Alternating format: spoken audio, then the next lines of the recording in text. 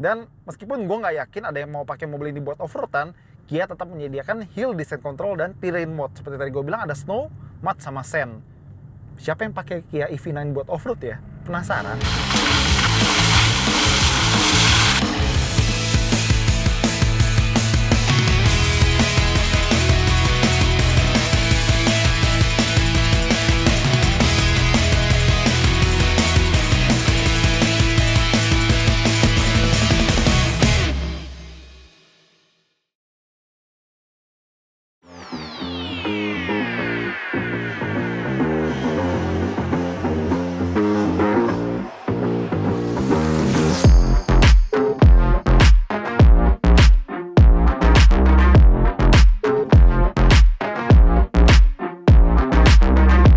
Halo, Assalamualaikum teman-teman Geologi, apa kabar? Doain pasti pada sehat keluarga.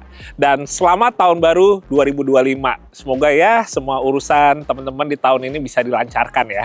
Dan kita akan membuka tahun 2025 ini dengan off-road menggunakan sebuah Kia EV9 all-wheel drive varian GT Line. Di mana ini adalah EV all-wheel drive dari Kia yang merupakan, mungkin boleh dibilang, ukuran terbesarnya dari Kia yang ada di sini ya. Dan sepertinya secara harga juga ini yang termahal yang ada di Kia di Indonesia. Nah, tapi mundur sedikit dulu. Kemarin setelah saya nyoba Chery J6, jujur saya makin penasaran ya buat ngulik lebih dalam yang namanya EV untuk digunakan off-road. Memang di Indonesia ini belum banyak kalau kita ngomongin EV off-road ya. Sebenarnya bukan EV off-road, kita ngomongin EV all-wheel drive dulu. Pilihannya misalnya ada Chery J6, kemudian ada Kia EV9, dan beberapa EV all-wheel drive lainnya. Tapi intinya belum banyak. Bedanya selain kalau kita ngomongin ukuran, J6 itu memang lebih compact. Kalau Kia EV9 ini dia ukurannya lebih besar. Secara global sih sebenarnya hitungannya dia tetap medium size ya. Crossover SUV EV, tapi kalau misalnya untuk di Indonesia nih ukurannya large atau besar. Nah, satu hal lagi yang ngebedain adalah kalau Chery J6 tuh emang dia ngecap ya, dia nge-branding mobilnya itu sebagai EV off-road atau mobil listrik yang memang gennya itu atau DNA-nya off-road. Tapi kalau Kia EV9 ini enggak. Jadi walaupun dia all-wheel drive, sama-sama menggunakan dua buah motor listrik, tapi dia itu nggak dicap sebuah kendaraan off-road. Tapi karena ya di satu sisi ini menggunakan dua motor, jadi keempat rodanya aktif bergerak, itu akhirnya membuat saya juga penasaran untuk nyobain ini untuk off-road. Dan thank you juga nih dari Kia Indonesia membantu saya untuk mengobati rasa penasaran saya ya. Kia EV9 ini digunakan off-road. Pertama kita akan ngebahas dulu eksterior di bagian depannya teman-teman. Jadi sekarang bahasa desain dari Kia adalah untuk bagian mukanya itu dia menggunakan desain yang terinspirasi dari hidung sebuah macan ya, atau tiger nose. Jadi kalau kita lihat ini bagian panel yang dicat sewarna dengan bodinya yang besar sekali ini kurang lebih merepresentasi sebuah hidung macan gitu atau harimau gitu ya, tiger nose. Tapi identitasnya sebenarnya nggak cuma di situ aja. Buat di Kia EV9 ini dia ada tambahan lampu digitalnya ya. Jadi begitu dinyalain dia ngebentuk seperti semacam lampu tambahan lagi yang menemani lampu LED yang ada di bagian pinggir kanan dan juga kirinya. Menurut saya sih karakternya sih kuat ya. Maksudnya sekarang kita ngelihat yang model tiger nose gitu, kita langsung tahu gitu kayak oh ini Kia. Mau nantinya itu Kia Sonet atau Seltos dan lain-lain, tapi pada intinya menurut saya sih cukup sukses ya brandingan bahasa desainnya baru ini. Nah, selain bagian depan ini, kalau kita geser ke bagian samping, ngelihat overallnya nih.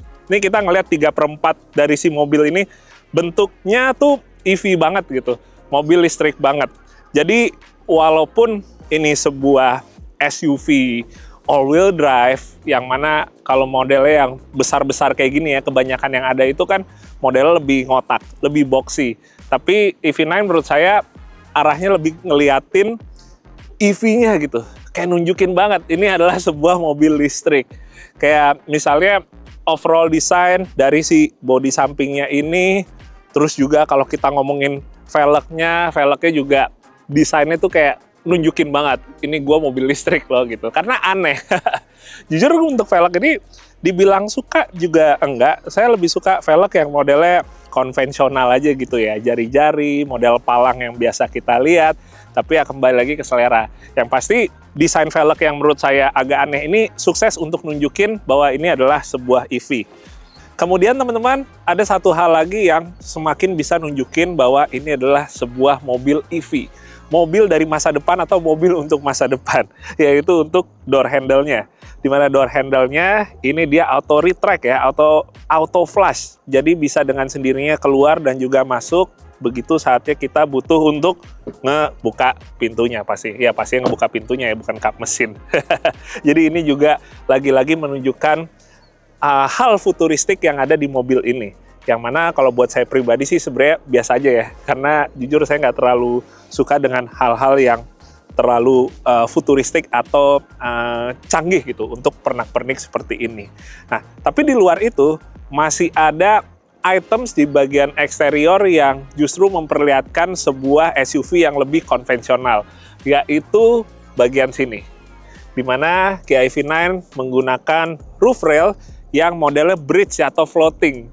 Ini sangat konvensional banget, sangat old school banget teman-teman. Yang mana saya lebih suka yang model seperti ini ketimbang yang banyak di mobil modern sekarang juga yang modelnya itu dia udah nempel ya, jadi nggak mengambang seperti ini. Lanjut teman-teman, kalau kita ngomongin side moldingnya nih, baik untuk di bagian fendernya maupun di bagian bawah bodinya.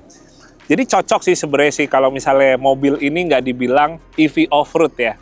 Kenapa? Karena kalau misalnya kita udah gen atau DNA-nya lebih ke arah off-road, bagian-bagian seperti ini biasanya dia pakai finishingnya yang kasar gitu, yang modelnya kayak kulit jeruk. Karena itu bukan sekedar aksen aja, bukan sekedar pemanis, tapi side molding atau body molding yang berbahan kulit jeruk itu sangat bermanfaat atau sangat fungsional sekali untuk kita yang pakai mobil ini untuk kegiatan off-road. Karena dia nggak gampang bikin baret bagian fender dan bodi-bodi bagian bawah ini. Sementara kita tahu kalau lagi off-road, ini adalah bagian-bagian yang rentan terkena stone chip ya, atau pentalan kerikil, kena dahan-dahan pohon saat kita melewati jalur-jalur off-road. Jadi dengan dia pakai bahannya tetap yang finishnya plastik seperti body gini ya, catnya ya, wajar berarti. Kalau misalnya ini memang sebenarnya nggak terlalu didesain untuk off-road, tapi lebih ke arah kebetulan all-wheel drive penggeraknya. Kurang lebih seperti itu. Geser ke bagian belakang teman-teman. Untuk desainnya sih sebenarnya bagian belakang menurut saya agak sedikit plain ya. Sebenarnya nggak sepenuhnya plain atau biasa aja gitu ya. Kalau kita ngomongin stop lampnya sebenarnya menurut saya sih oke sih. Berkarakter banget dengan desain seperti ini. Tapi bagian si bodi di pintu bagasinya ini menurut saya agak sedikit apa ya, kurang greget aja gitu ya. Tapi ya nggak tahu juga kalau menurut teman-teman penonton atau mungkin teman-teman reviewer lain seperti apa. Karena jujur saya juga belum terlalu tahu banyak insight dari teman-teman lain mengenai mobil ini. Kali ini saya nge-review dan juga nanti test drive Kia EV9 ini murni kayak dari pengetahuan saya cukup nol tadinya. Jadi nggak tahu kira-kira menurut teman-teman mau ngomongin desain belakang atau overall keseluruhannya gimana nih buat eksteriornya. Yang pasti untuk bukanya udah pasti elektrik ya teman-teman ya. Bagian belakang sini kita ada pengaturan secara elektrik buat ngelipat kursi di baris ketiga dan baris kedua, yang mana dia bisa rata lantai semua. Sementara buat di sebelah kirinya, ini ada tombol untuk nutup pintu belakang yang dikasih cover, dan juga ada colokan DC atau lighter 12 volt dengan kapasitas maksimalnya 180 watt. Nggak ada ban serep. Bagian bawahnya paling perintilan kayak misalnya ada tire kit dan lain-lain. Saya nggak terlalu tertarik, tutup lagi aja. Oke. Sekarang kita akan coba buka kap mesinnya. Oh nggak, kap depan ya, soalnya nggak ada mesinnya. Nah, Di bagian sini ada tempat penyimpanan atau storage untuk berbagai macam kebutuhan kita ya, atau barang-barang kita. Yang pasti dia udah dilengkapi dengan sebuah tas. Ini tasnya lucu juga ya teman-teman ya. Jadi buat kalian mungkin yang punya anak umuran mungkin umur sekolah pastinya, ini kayaknya cocok banget buat jadi tas sekolah. Cuma belakangnya nggak ada buat ininya sih ya, strapnya ke punggung. Padahal nih cocok banget nih, desainnya keren. Dan ini isinya adalah, bentar saya juga belum lihat. Oke, colokan untuk V2L. Jadi Kia EV9 ini juga memiliki fitur V2L, jadi kita bisa menggunakan baterai di mobilnya untuk keperluan mau nyalain TV dan lain-lain. Mungkin saat kita camping atau emang butuh nge-charge sesuatu, bisa di sini. Nah, sekarang kalau kita ngomongin motor listriknya, jadi Kia EV9 yang GT Line, dia itu all-wheel drive. Jadi menggunakan 2 buah motor listrik. Satu di depan untuk ngegerakin roda depan, satu di belakang untuk gerakin roda belakang. Untuk tenaganya, kombinasinya sekitaran 385 PS dengan torsi 700 Nm. Wah, gila sih, itu gede banget sih ya. Jadi walaupun mobil ini mungkin beratnya hampir 3 ton menurut saya, tapi dengan tenaga dan torsi seperti itu, mestinya sih masih tetap lebih dari cukup. Tetap gede sih hitungannya ya. Apalagi yang saya tahu untuk akselerasinya itu ya, 0 ke 100 km itu bisa diraih di 5 detikan kecil, sekitar 5,2 apa 5,3 detik. Jadi ya tetap benar-benar wah sih menurut saya ya. Nah, baterainya ini dia menggunakan baterai lithium dengan kapasitas hampir 100 kWh. Dengan range-nya sekitar 497 km. Itu berarti ya sebenarnya mobil ini boleh dibilang kayaknya ya salah satu yang baterainya paling besar. Benar nggak sih? Mungkin teman-teman yang memang lebih ngikutin mobil listrik ya, EV gitu mungkin lebih tahu. Kalau saya referensinya agak kurang. Yang saya tahu kalau misalnya ada mobil EV yang all-wheel drive, baru saya pelajari ya. Karena lebih berkaitan dengan apa yang saya senangi. Kurang lebih seperti itu teman-teman. Bismillah, Assalamualaikum. Oke, kita lanjut ke bagian interior. Jadi overall secara desainnya untuk dashboardnya, keseluruhan interior dan juga materialnya, kalau menurut saya sih sangat menarik teman-teman. Tapi mungkin buat kebanyakan orang belum tentu menarik atau sesuai. Kenapa? Karena menurut saya untuk harga hampir 2 miliar ini, dashboardnya dari mulai material atau desainnya mungkin masih terhitung nggak terlalu mewah ya. Beda sama saya yang emang nggak terlalu suka desain dashboard yang terlalu elegan dengan material-materialnya yang terlalu terlihat mahal, terlalu terlihat VIP. Jadi justru seperti ini yang ada di EV9 sekarang, menurut saya sih cocok-cocok aja ya. Emang kalau untuk selera interior, saya lebih suka yang nggak terlalu terkesan mahal gitu ya. Dan di satu sisi saya juga suka yang warnanya lebih mayoritas hitam, sehingga kalau kita ngomongin buat kayak ngebersihinnya atau kayak looks-nya nggak gampang kotor gitu teman-teman. Nah pertama kalau kita ngomongin buat di bagian dashboardnya ya, ini ada layar touchscreen-nya yang cukup besar. Kayaknya ini ada 2 bagian dengan ukuran mungkin perbagiannya sekitar 12 inch lebih teman-teman. Di sini ada tombol yang mana saya kira ini tadi benar-benar kayak digital aja gitu ya. Ada home, ada map dan lain-lain. Awal pas saya coba pencet tuh kayak kok nggak bisa keubah ya. Ternyata kayak harus agak lebih ditekan dan ada suara cetaknya baru dia bisa berubah teman-teman. Tapi untuk bagian AC yang saya suka masih tombol fisik. Jadi kapanpun juga kita ngerasa aduh kegerahan atau kedinginan kita bisa tanpa kesulitan ngubahnya. Karena sekarang dengan AC itu yang kebanyakan udah pengaturannya di layar digitalnya, itu kadang-kadang bikin kita lagi nyetir tuh susah gitu. Kadang-kadang kita duduk kiri aja juga suka masih yang kayak, tunggu, mana nih buat yang ngecilin, mana nih buat yang dinginin yang mana gitu. Kalau fisik kayak gini, enak sih, praktis banget. Kemudian, untuk di bagian tengahnya sini konsolnya, ini kalau kita buka, ada buat 2 buah cup holder. Bagian sini ada wireless chargingnya. Ini konsolnya hanya kecil aja sih penyimpanan barangnya, karena nanti kalau kita lihat di belakang baru ketahuan kenapa dari bagian sini kecil banget gitu kapasitasnya. Nah, ngomongin yang menarik dari mobil ini menurut saya adalah joknya. Joknya nyaman banget. Buat headrest-nya dia modelnya juga unik, jaring-jaring kayak gini. Tapi justru walaupun kelihatannya malah bentuknya apa ya, buat saya sih agak sedikit berlebih gitu ya. Tapi pas kita nyenderin pala enak banget.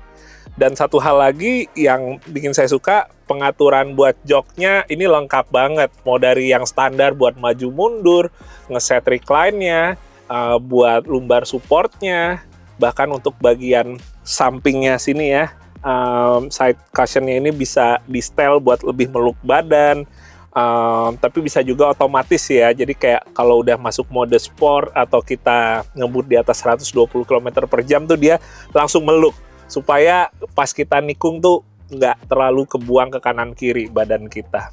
Jadi rasanya lebih kayak bucket seat. Terus buat bagian penopang betisnya ini juga ada teman-teman. Pengaturannya banyak banget sih di sebelah kanan sini. Jadi buat pas mungkin kita emang mau nyantai gitu, pas lagi nggak nyetirnya kita benar-benar bisa kayak lagi duduk di sofa teater.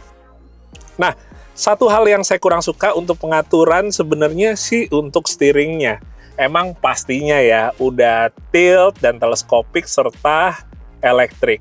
Tapi yang saya kurang suka ini untuk pengaturan teleskopiknya tuh yang paling mundurnya menurut saya masih kurang mundur gitu. Jadi buat yang mungkin posturnya rada tinggi, kakinya panjang, rasanya itu setirnya tuh masih terlalu kejauhan. Sementara kalau kita majuin si joknya ini, yang ada kaki terlalu nekuk. Serba salah kan jadinya ya.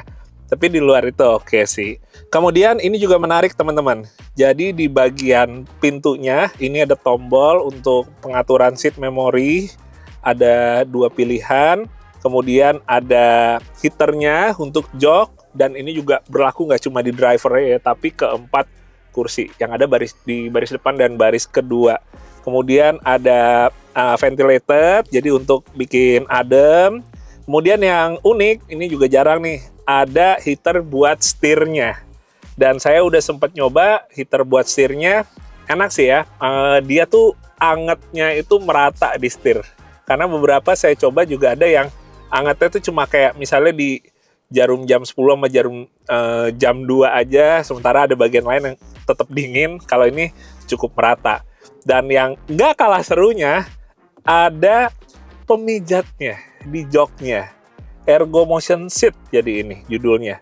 Ada beberapa pilihan atau model dari pijatannya seperti gimana, kita tinggal pilih aja. Itu dia yang sangat menariknya teman-teman. Geser ke baris kedua teman-teman, menurut saya ini rasa duduknya seperti kayak lagi di pesawat. Nggak cuma karena kita captain seat aja, tapi kalau kita ngelihat bagian headrest-nya, ini modelnya yang bisa ditekuk ya. Jadi kayak di pesawat nih. Jadi kalau kita lagi tidur udah berat gitu kepalanya mau jatuh, ketahan oleh bagian cushion samping ini. Dan nyaman banget. Selain itu juga pastinya semakin kayak di pesawat lagi karena ada armrest-nya di sini. Dan armrest-nya ini dia juga termasuk tempat untuk kita mengatur mode pijatannya. Jadi kayak saya bilang tadi, untuk kursi pijatnya nggak cuma baris 1 tapi baris 2 juga. Jadi kita tinggal set aja di sini nih. Dan ini benar-benar berasa banget ya. Nggak sekedar basa-basi. Nah, kemudian yang bikin kayak di pesawat juga adalah untuk tempat penyimpanan yang ada di depan sini ya. Ini rasanya tinggal kita taruh aja majalah maskapai atau kantong buat muntah. Tinggal kita taruh sini. Cuma yang kurang meja lipatnya aja yang di sini ya. Jadi kalau kita mau ngisi form imigrasi kan biasanya di sini ya, nggak sekedar buat makan minum aja. Itu aja sih. Tapi overall benar-benar ngerasainnya kayak di pesawat, minimal di yang premium ekonominya. Soalnya di baris kedua ini kita juga ada footrest-nya ya. Ini cuma yang menjadi satu hal disayangkan kalau untuk tinggi kayak saya, dengan posisi jok yang paling mundur seperti sekarang ini, masih lumayan sempit rasanya ke baris ke-1-nya atau baris pertamanya gitu. Padahal ini udah yang paling mundur. Tapi overall secara nyamannya sih nyaman banget ya si jok ini atau overall experience-nya di belakang sini. Karena satu lagi kita juga tetap dapat heat and ventilated seat, diaturnya di sini. Ini ada shadingnya juga, shade-nya untuk di baris kedua kanan dan kiri. Pengaturan AC dari bagian tengah sini, nongolnya di sini. Dan satu hal lagi, seperti yang tadi saya bilang, kenapa konsol untuk kita taruh barangnya dari depan tuh kecil banget? Karena justru diselamatin untuk dijadiin konsol barang dari baris kedua. Nah, ini lumayan gede nih teman-teman. Bisa dibuka. Nah, penyimpanannya cukup banyak. Ini menurut saya sih ide yang menarik juga sih ya, karena mungkin di satu sisi yang lebih butuh banyak bawa barang kan sebenarnya justru yang ada di baris kedua ya. Kita berasumsi yang naik mobil ini pemiliknya ada di baris kedua, jadi justru baris kedua yang mempunyai hak untuk menggunakan storage lebih banyak ketimbang driver yang duduk di depan ya. Jadi menarik juga sih konsepnya teman-teman. Oke. Oke, sekarang saatnya kita test drive. Nah, ngomong-ngomong, kayaknya ini baru pertama kali ya saya mereview sebuah kendaraan Kia baru di channel saya. Tapi sebenarnya kalau ngomongin Kia sih, memorinya sih udah ada sejak lama ya. Karena ingat dulu di awal tahun 2000-an, kayaknya 2001, keluarga saya punya Kia Carnival. Saat waktu itu baru rilis itu kan, Kia Carnival nih jadi satu produk Korea yang kayaknya termasuk awal-awal nggak sih masuk di Indonesia. Ada Kia Carnival, terus habis itu kayak Kia Carens juga termasuk awal-awal ya teman-teman ya. Nah, waktu itu saya punya Kia Carnival warna hijau yang mesin bensin V6. Itu aja saat itu rasanya udah cukup surprise banget gitu. Maksudnya, wah ini ada mobil buatan Korea nih, tapi ternyata ini juga ya, oke juga gitu. Secara kualitas berkendaranya, secara tenaganya juga enak banget mesin V6 bensinnya. Kurang lebih cerita saya dengan Kia seperti itu. Nah saat itu karena juga ngelihat, wah ini mobil Korea oke juga ya, not bad. Akhirnya keluarga saya juga punya Sangyong Musso. Saat itu ya saya ngomongnya Sangyong aja, apa Sangyong Boxer kan, karena menggunakan mesin Mercy dan apalagi 4-wheel drive, jadi ya dimodifikasi pakai ban ekstrim, pakai bulbar TJM, dan emang saat itu cukup dipakai untuk off-road juga dan handal juga gitu. Nah sekarang kembali lagi nih EV9. Wah ini kita langsung ngetesnya ngelewatin kubangan lumpur di pagi ini yang cukup mendung. Nggak tahu bakal hujan apa enggak, tapi yang pasti so far sih sebenarnya nggak terlalu cari jalur yang gimana banget, karena kembali lagi ini bannya pakai ban halus, ban aspal. Jadi overall experience-nya aja sih ya yang pengen saya cari tahu dari pakai EV9 untuk off-road ini. Buat pengetesan Jaraya, saya nggak bikin teman-teman. Rasanya teman-teman juga udah banyak yang tahu, mungkin nonton dari teman-teman reviewer, teman-teman media yang lain, yang mana saya banyak yang setuju juga untuk on-roadnya dipakainya nyaman secara suspensinya, nggak yang stiff, nggak yang keras, tapi nggak terlalu juga yang kelembekan yang bikin kalau misalnya muatannya banyak tuh terlalu apa ya, istilahnya terlalu gampang mentok gitu ya. Terus kabinnya kedapnya juga oke banget, itu juga saya setuju. Dan overall berkendara itu kalau orang bilang mirip kayak mobil Eropa gitu ya, premium banget. Sebentar, saya gagal fokus, kita lewatin lagi nih bagian lumpur ini. Nah, all-wheel drive-nya dengan dua motor ini dia itu bekerjanya kalau normal di harian rata-rata motor yang belakang aja ya. Jadi gerak roda belakang aja yang lebih dominan secara tenaganya. Tapi ini begitu kita bawa off-road seperti ini, di mana traksinya kan udah pasti butuh lebih banyak gitu ya. Saya lihat lebih aktif ke empat rodanya itu tenaganya terisi gitu dengan rata teman-teman. Tapi ini masih dalam mode normal. Jadi drive mode-nya ini unik sih. Bentuknya, bukan bentuk ya, posisinya ada di setir. Kalau kita pencet dia pilihannya Eco, normal, ada Sport, dan My Drive, atau ini yang customnya sepertinya ya. Nah, tapi tombol sebelahnya ini ada Terrain Mode. Kalau Terrain Mode-nya diubah, dia ada Snow, Mud, dan Sand. Oke, sekarang baru kita coba pakai matnya ya teman-teman ya. Ya, jadi sekarang kita akan nyobain untuk berhenti di kubangan lumpur dan kita akan coba kick down ya untuk ngeliat gimana nih cara kerja si traction controlnya ini. Apalagi dengan pakai ban halus gini, mestinya dia kerjanya akan jadi lebih berat lagi ya, lebih tertantang lagi karena bannya yang sangat minim traksi. Oke, sekarang posisinya udah berendam semua. Kita coba kick down di sini. Oke. Wow, langsung meluncur kenceng banget begitu udah ke tanah yang kering atau yang udah ada traksi. Nah, jadi sambil saya jelasin sedikit teman-teman, begitu saya kick down, dia langsung nerima sinyalnya bahwa oke, jangan langsung respon nih bannya. Makanya tadi yang berasa kalau teman-teman lihat dari luar adalah dia itu kayak nggak langsung torsi instan ya, seperti kalau kita ngerasain pas lagi di on-road gitu. Tapi bagus, karena kalau langsung dalam kondisi diam terus dia langsung muter, yang ada malah nggak dapet traksi sama sekali. Jadi oke sih ya, untuk itunya lulus lah ujian dari saya. Kita lanjut lagi. Dan yang sekarang, ini kubangannya nikung ke kiri nih teman-teman. Kita akan coba lagi, tapi ya berarti versi lebih ngebelok ya bannya ya. Kita masukin dikit dan kita akan gas lagi. Kira-kira dia akan understeer ke depan apa akan narik ke kiri nih. Oke.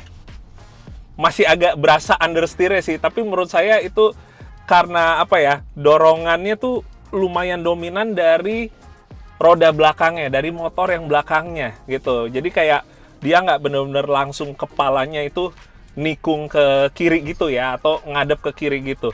Kita akan coba lagi sekarang versi dibaliknya. Nah, tapi versi balik arah kita akan coba lebih digas ya. Nurut nggak nih kepalanya nih untuk belok nih? Ketolong karena ada relnya teman-teman. Tapi oke lah, not bad juga, not bad. Kita lanjut lagi buat ngerasain suspensinya.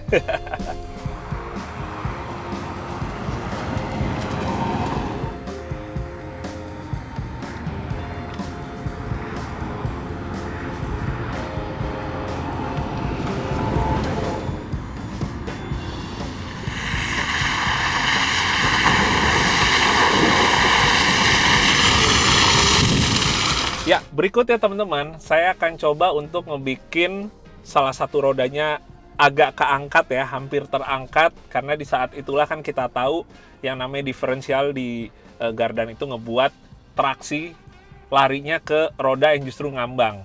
Jadi kita akan lihat di situ secara elektronik traction controlnya akan mengatur semestinya ya untuk mindahin tenaganya ke roda yang justru adanya di yang menapak ke tanah. Oke, ini kita mulai tanjakin miring ke sini. Ya, di sini ban kiri depannya yang kehilangan traksi. Setelah ini ban kanan depannya. Smooth sih. Nggak ada loadingnya dulu, teman-teman.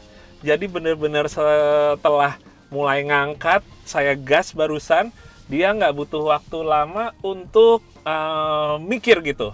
Dan suaranya smooth aja ya, nggak ada yang kayak suara gruk atau suara kayak ada yang mau rusak gitu ya. Oke sih, pengetesan simple yang emang terbukti efektif untuk kita bisa ngerasain. Oke, kita akan coba sekali lagi arahnya dari sebelah kiri nih. Ya, sekarang sebelah kirinya kita angkat di sini. Oke, matiin dulu sensor parkingnya. Oke, ban kanan depan yang hilang traksi. Setelah ini ban kiri depan dan kanan belakangnya hilang traksi. Oke, kita akan coba ya. Ya, dia mulai bekerja. Oke. Lagi-lagi responsif dan suaranya nggak bikin panik. Suara ABS, suara traction control yang biasanya suka kita kira kayak ada bagian yang rusak, di sini sukses ngebikin drivernya tenang gitu ya. Suaranya cuma geruguk kayak orang lagi gelegean aja gitu ya. Oke. Dan bagian yang terakhir teman-teman, kita akan melewati alur-alur air yang cukup dalam ya. Di sini kita bisa ngerasain untuk bantingan suspensinya. Ini berasa banget kalau misalnya suspensi nggak enak di sini. Jeduk, jeduk, jeduk. Dan masih pelan-pelan ya lewatnya ya. Tapi so far sih dengan mobil yang berat gini sebenarnya ngebantu juga buat bikin bantingannya tuh lebih enak. Kalau biasanya kalau kita off-road pakai mobil yang bobotnya enteng, kekurangannya adalah bantingannya tuh berasa banget stiffnya gitu. Jadi kalau pakai mobil-mobil gede kayak Land Cruiser dan lain-lain, mobil-mobil yang udah mencapai 3 ton ya, itu enak banget. Jadi termasuk di ini tadi saya coba ngelewatin bagian gridnya, bantingannya sih enak sih. Soft tapi nggak terlalu soft yang bikin gampang bottoming atau ada mentoknya. Sementara tanjakan ini dia tengahnya agak tinggi. Mungkin kalau ground clearance mobil crossover ya, karena ini kan tetap SUV crossover, biasanya kena nih. Kita coba dengar. Nah, nggak tahu kira-kira teman-teman kedengeran nggak suara gemuruh di mana gundukan tanah bagian tengahnya itu menyentuh ke bagian kolongnya ya, terutama pelindung si baterai litiumnya itu. Tapi so far sih enaknya kalau kita pakai EV tuh karena bawahnya rata, nggak kayak mobil konvensional yang apalagi mobil leather frame gitu yang banyak jendol-jendol segala macam. Jadi walaupun mentok tapi enak aja gitu. Dia kayak nge-slide aja gitu. Kurang lebih kayak nge-grind aja ngelewatin gundukan tanahnya. Hehehe. Nah, sekarang lanjut lagi di turunan. Saya pengen nyobain si fitur yang kalau di sini dinamakan downhill brake control. Oke, ini nggak saya rem sama sekali. Udah cukup belum dia buat nahan? Oh, oke. Turunan barusan yang nahan justru adalah mentoknya lagi di bagian pelindung baterai ke ujung tebingnya itu ya. Tapi pas udah turunannya lancar sih, berasa sih nahannya si downhill brake controlnya itu. Oke lah, dan nggak berisik suaranya, nggak heboh gitu. Oke, sekarang ini saya balik arah di sini. Saya pengen ngelewatin lagi gundukan yang terbentuk dari alur air, tapi yang sekarang ini cukup dalam, teman-teman. Jadi sebenarnya bagian ini sih lebih ke arah juga saya pengen off-road aja ya, pakai EV9 ini. Bukan ke arah ngetes suspensi atau bagian lain, tapi lebih ke arah pengen main aja. Muternya agak repot di sini. Di luar dari yang saya rasain buat on-roadnya, radius putarnya nggak terlalu kecil, tapi ya udah nggak apa-apa, mobilnya juga gede banget. Pas kita coba di sini juga susah balik arah ini. Tapi sekarang udah rata nih. Oke, di sini udah rata. Kubangannya ini akan saya kangkangin karena cukup dalam. Oke, enak sih pakai mat yang driving mode ini. Dia justru karakter gasnya dibikin nggak sensitif. Jadi nggak gampang sama yang namanya overspin.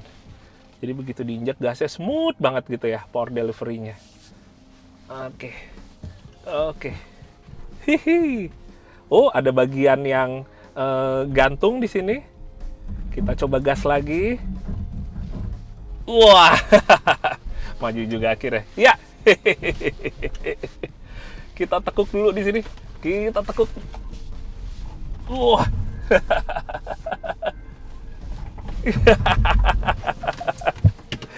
Waduh, pada mental semua. Ya, oke teman-teman, mungkin kurang lebih seperti itu sedikit review dan juga test drive-nya Kia EV9 yang varian GT Line. Senang makin banyak EV yang all-wheel drive yang mana mau dicap EV off-road atau bukan, tapi pada intinya all-wheel drive itu udah ngebuat saya seneng dan lebih membuka lebar lagi ya pasarnya yang ada. So far, dari apa yang saya lihat Kia EV9 ini yang GT Line, kemampuan off-roadnya di luar dari bannya yang halus itu oke, not bad. Walaupun nggak wah banget, tapi kayak traction control, terus juga power delivery atau kita ngomongin throttle management ya, karena begitu kita masuk driving mode off-road, itu salah satu yang berubah adalah karakter dari si gas-gasannya. Itu menurut saya juga pas banget dalam artian, nah gas seperti ini nih, gas-gasan seperti ini yang dibutuhin kalau kita lewat misalnya jalur-jalur lumpur dan sejenisnya, itu juga pas, sesuai, jadi nggak banyak overspinnya, nggak banyak overpowernya juga. Apa yang saya rasain yang sifatnya lebih umum juga oke. Fitur-fiturnya, segala macam kemewahannya, kenikmatan nyetirnya baik on-road maupun off-road yang kaitannya dengan steering, dengan suspensi dan lain-lain, menurut saya sih oke banget gitu. Cuma untuk harga yang hampir 2 miliar ini tetap menjadi satu consideration point yang tidak mudah untuk diputuskan. Jadi mungkin harus ada faktor-faktor tambahan lain seperti misalnya, oh pengen mobil yang berbeda, atau kepengen aja gitu punya EV tapi yang ukurannya besar seperti ini, atau pengen punya EV AWD tapi aduh kalau Chery J6 kayaknya masih kurang besar, kapasitasnya jadi lebih pilih ini. Itu bisa menjadi consideration point yang kuat. Tapi kalau enggak, sepertinya mungkin masih banyak orang yang akan membandingkan lagi dengan mobil mewah lainnya yang mungkin fiturnya atau kemewahannya sama atau di atasnya, tapi udah dapet brandnya yang lebih brand mewah gitu ya. Ya kembali lagi sih ke teman-teman semua. Oke, kayaknya udah terlalu kepanjangan juga ini penutupannya. Terima kasih yang udah nonton, semoga bermanfaat dan bisa menghibur untuk kalian semua. Thank you juga nih udah dipinjemin Kia EV9 ini, mengobati kebeman saya untuk nyobain off-road mobil EV AWD yang belum pernah saya rasakan sebelumnya. Oke, sehat-sehat buat kalian semua dan kita ketemu lagi di video Jajelogi berikutnya. Dadah, assalamualaikum.